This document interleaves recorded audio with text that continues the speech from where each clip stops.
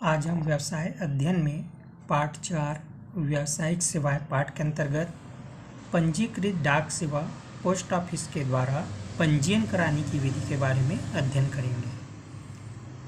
पंजीयन कराने की विधि निम्न प्रकार है। पहला, पत्र या पार्सल को उचित ढंग से बंद किया जाए तथा पाने वाले एवं भेजने वाले का नाम लिखा जाए। पते के ऊपर बाईं ओर पंजीकृत या रजिस्टर्ड शब्द लिखा जाए, जिससे ये पता चले कि वो पत्र या पार्सल जो है वो रजिस्टर्ड है या रजिस्टर्ड द्वारा भेजा जा रहा है। दूसरा है, रजिस्टर्ड पत्र पर आवश्यक डाक टिकट अवश्य लगाया जाना चाहिए। तीसरा, रजिस्टर्ड पत्र या पार्सल को पोस्ट बॉक्स में डाला नहीं जाता, बल्कि डाकघर में कार्यरत संबंधित कर्मचारी के हाथ में दिया जाता है।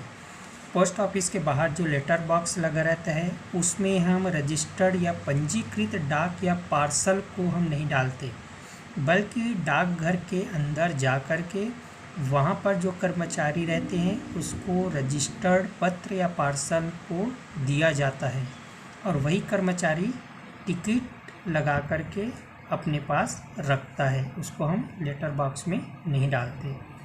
जो फिर पत्र या लगाए गए टिकट की जांच करता है और भेजने वाले को पाने की पावती देता है। जैसे यहाँ पर एक नमूना दिया हुआ है, पंजीकृत पत्र, एक लेटर है, लिफाफे के ऊपर लिखा है पंजीकृत पत्र। यहाँ डाक टिकट लगेगा, यहाँ प्रति जिसको हम भेज रहे हैं और प्रेषक जो भेज रहा है।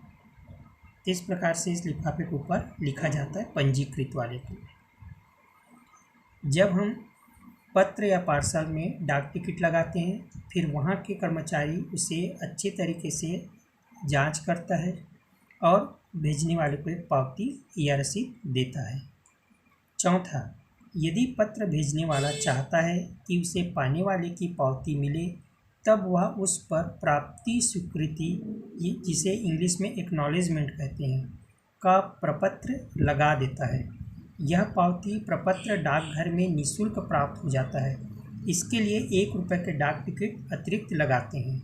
प्राप्ति स्वीकृति पत्र का नमूना नीचे में दिया गया है। यदि हम ये चाहते हैं कि हम जो पत्र या पार्सल रजिस्टर्ड करके भेज रहे हैं और उसकी प्राप्ति की रसीद हमको मिले, तो उसके ऊपर हम एक एक्नॉलेजमेंट या प्राप्ति स्वीकृति का पत्र लगाते हैं, जो इस प्रकार से रहता है। यहाँ पर छपा हुआ दिया है, इसको हम भर कर वहाँ पर पार्सल में लगा देते हैं। जैसे ही पार्सल या पत्र सामने वाले व्यक्ति को मिल जाता है, वो इस पर साइन करके हस्ताक्षर करके भेजने वाले को लौटा देता है, जिससे कि हमें ये पता चल जाता है कि ये पार्सल जो है वो सामने वाले व्यक्ति को मिल गया है। ये प्राप्ति स्वीकृति का जो पत्र है वो डाकघर में निःशुल्क मिलता है। इसके बाद हम देखेंगे अनिवार्य पंजीयन, अर्थात कौन कौन सी दशाओं में पंजीयन कराना आवश्यक हो जाता है कोई पत्र या पार्सल को डाकघर के माध्यम से भेजते समय। पहला है, जिस पत्र या डाक में पंजीयन या रजिस्टर्ड शब्द लिखा हो। दूसरा, यदि पार्सल का वजन 4 किलोग्राम से अधिक हो। तीसरा, यदि वस्तु का बीमा कराया गया हो। चौथा, मूल्यवान पत्र या पार्सल को जिसमें चेक, बैंक नोट, विनिमय बिल, हुंडी आदि भेजा जा रहा हो। पांचवा, ऐसी वस्तुएं जो रजिस्टर्ड डाक से प्राप्त हुई हो और जिसे दोबारा भेजा जा रहा हो। छठवां, ऐसे पार्सल जिस पर आयात निर्यात कर के संबंध में घोषणा करना आवश्यक है। सातवां, वीपीपी द्वारा भेजी जा रही वस्तुएं। इन दशाओं में कोई भी पत्र या पार्सल का पंजीयन कराना अनिवार्य हो जाता है। इसके बाद हम देखेंगे पंजीयन कराने से क्या लाभ होता है। यदि हम कोई वस्तु या कोई पत्र को पंजीकृत डाक से भेजते हैं तो क्या लाभ होता है। पहला है, डाक से वस्तु या पत्र भेजे गए हैं उसका प्रमाण होता है, इसलिए डाकघर से प्राप्त प्रमाण पत्र को सावधानी से रखना पड़ता है। अर्थात जो पत्र या पार्सल हम डाकघर के माध्यम से रजिस्ट्री करके या पंजीकृत करके भेज रहे हैं उसके बदले में हमको डाकघर से एक पावती प्राप्त होता है, जो इस बात का प्रमाण होता है कि हमने इस पत्र या पार्सल को डाकघर के माध्यम से पंजीकृत द्वारा भेजा गया है। पत्र या पार्सल न पहुंचने की स्थिति में शिकायत करने पर डाकघर वाले जांच करते हैं। उस समय इस रसीद की आवश्यकता होती है। यदि हम पंजीकृत डाक से कोई वस्तु, कोई पत्र या कोई पार्सल भेजे हैं, किसी कारणवश अगर वो वस्तु सामने वाले व्यक्ति के पास नहीं पहुंच पाती है, तो ऐसी स्थिति में हम डाकघर जा कर के इस रसीद को दिखा सकते हैं कि ये वस्तु या पार्सल सामने वाले व्यक्ति को नहीं मिला है। इसी रसीद के आधार पर फिर डाकघर के कर्मचारी या अधिकारी रहते हैं उसकी जांच करते हैं। दूसरा लाभ है, रजिस्टर्ड पत्र या पार्सल के संबंध में डाक कर्मचारी विशेष सावधानी रखते हैं। रजिस्टर्ड पत्र एवं पार्सल पाने वाले का सुपुर्दगी के समय हस्ताक्षर लेते हैं। जो भी पत्र या पत्रिका या पार्सल हम रजिस्टर्ड द्वारा भेजते हैं, डाक कर्मचारी जो रहते हैं उसके विशेष सावधानी, उस पर विशेष ध्यान देते हैं। जैसे ही रजिस्टर्ड पत्र या पार्सल सामने वाले व्यक्ति को दे दिया जाता है, उससे एक हस्ताक्षर ले लेते हैं। तीसरा, पत्र या पार्सल खो जाने पर विशेष स्थिति में 100 रुपये तक क्षतिपूर्ति दिया जाता है।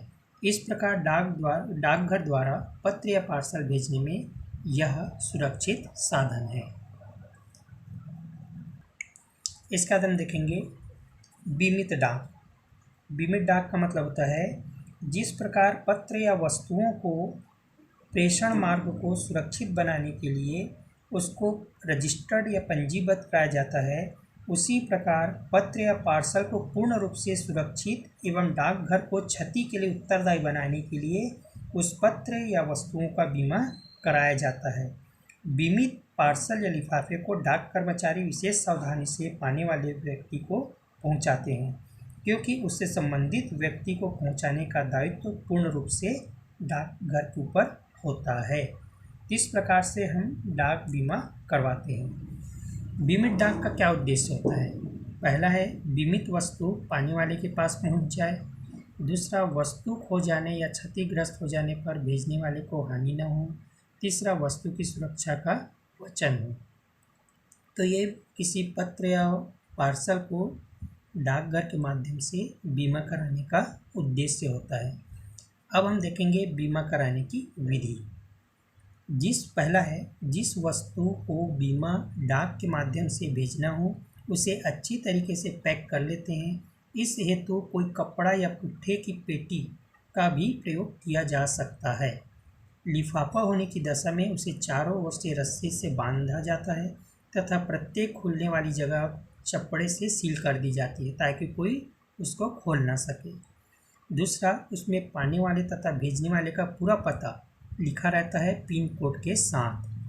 तीसरा, पार्सल के ऊपर लाल स्याही से जितने रुपए के लिए पंजीबद्ध एवं बीमित लिखना आवश्यक है, जैसे यहाँ पर एक नमूना में दिया हुआ है। चौथा, शुल्क का भुगतान करना। इसमें 2 प्रकार के शुल्क का भुगतान किया जाता है। पहला पंजीयन शुल्क, दूसरा बीमा शुल्क। पांचवा, बीमा शुल्क की दर निम्न प्रकार है। पहला, जब बीमाकृत मूल्य 200 रुपये हो तो 10 रुपये। दूसरा, प्रत्येक 100 रुपया उसके भाग के लिए 6 रुपये।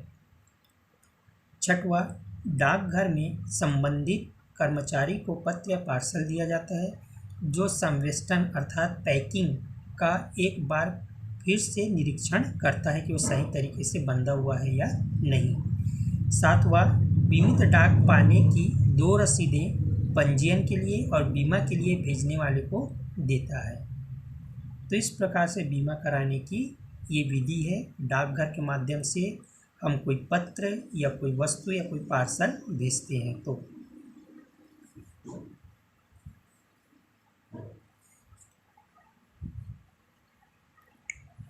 इसके बाद हम देखेंगे VPP से वस्तु भेजने की विधि।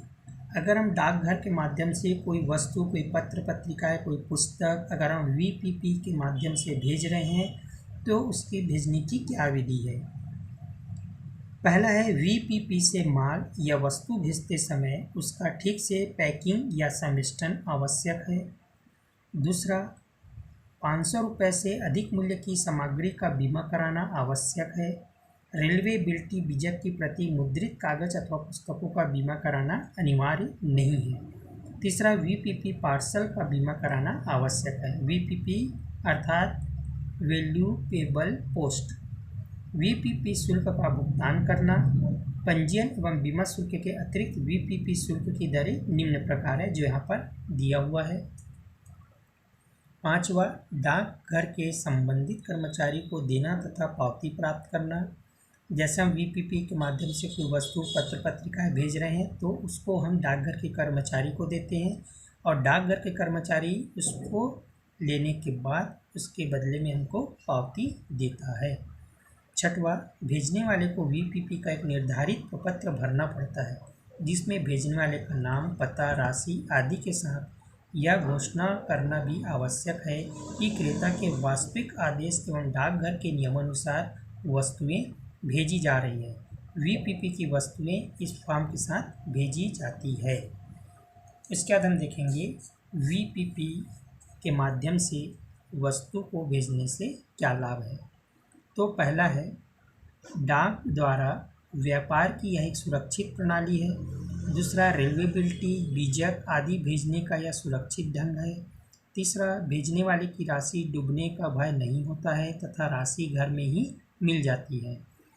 चौथा, घर की वस्तुएं घर में ही प्राप्त हो जाती है। पांचवा, कम संख्या या कम भार की वस्तुएं मंगाने का यह सर्वोत्तम साधन है।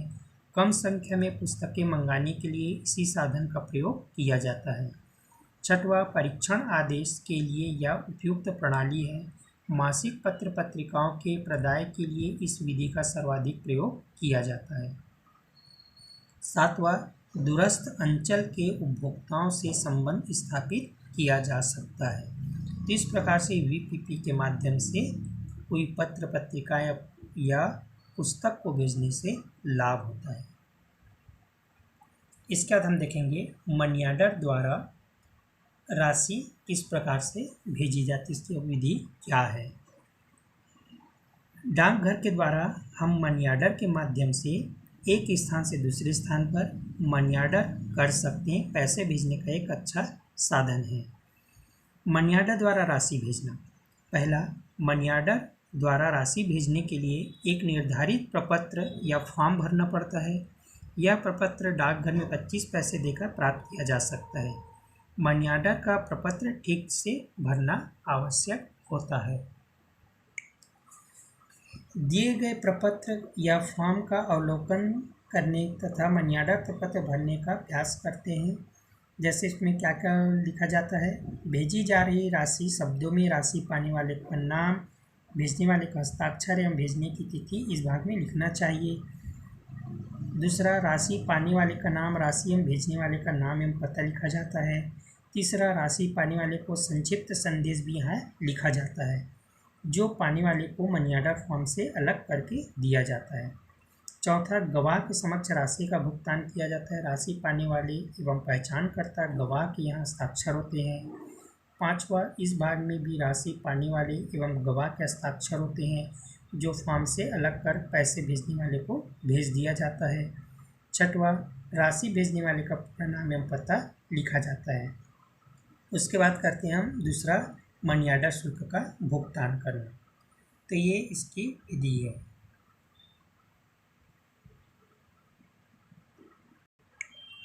ये मनी ऑर्डर फॉर्म का यहाँ पर प्रारूप दिया हुआ है कि किस प्रकार से पैसे को हम डाकघर के माध्यम से मनी ऑर्डर फॉर्म भर के भेज सकते हैं।